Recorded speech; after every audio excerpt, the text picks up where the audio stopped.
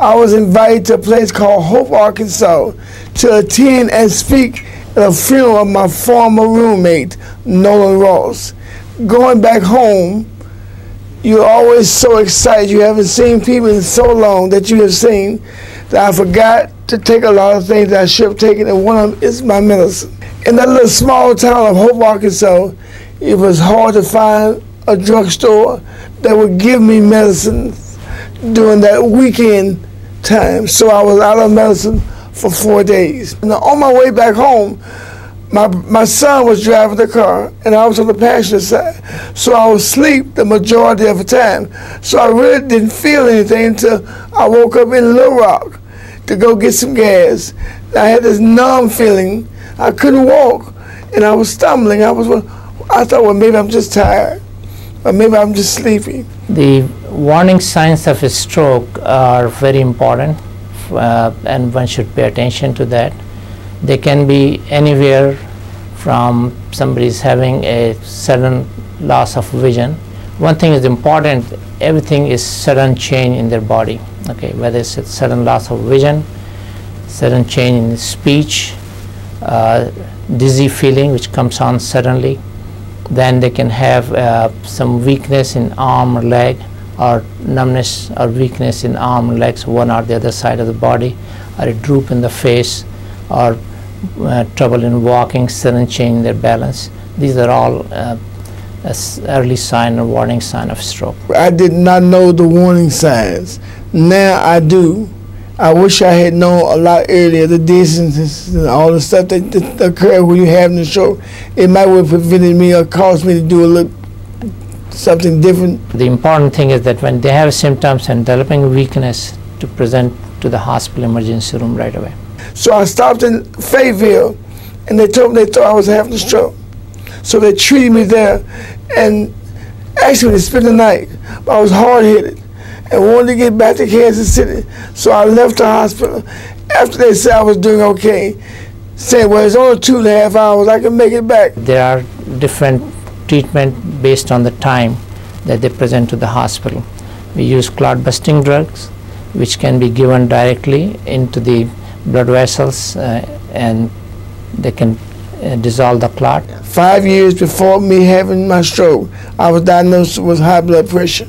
High blood pressure, when it goes over 130 to 140, raises the risk of a stroke. And what it does is, as the blood pressure goes up, the brain tries to protect itself, to scrunch the arteries, so it stops the blood flow, and that can cause a stroke. And all these blood vessels can block any part of the brain, so many times the stroke will take place in the under part of the brain, which is underneath the hemispheres. So stroke can affect just about anywhere in the brain, and depending on which part of the brain it is affecting, that will produce those different symptoms. The risk factors of a stroke are two types. One that can be modified, and the other one you cannot modify. The factors which we can modify are the blood pressure, cholesterol, weight, diabetes. These are the major factors which we can modify. Smoking is another one, and of course drug use, illicit drug, is another factor which we can modify. They all can cause a stroke.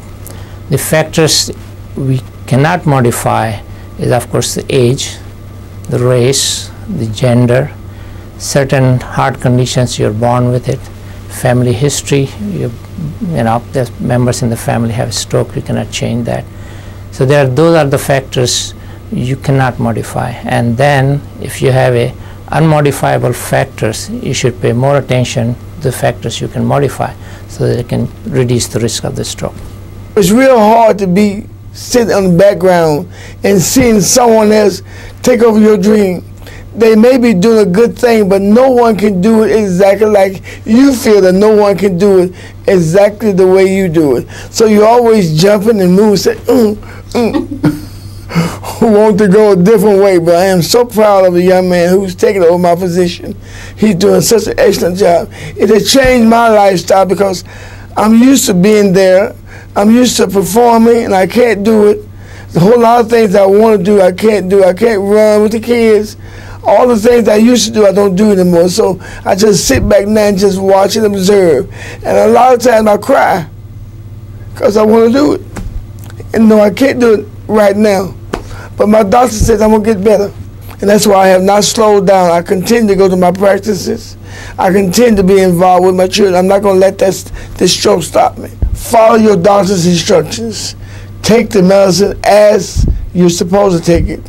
If it's 2 times a day, don't take it one day and miss a period. Take it each time you're supposed to take it. Follow your medication and your prescriptions. I am 66 years old. I'm the father of 4 children, divorced, a former school teacher, and the founder and organizer of the internationally acclaimed Marching Cobras. And I am a stroke survivor.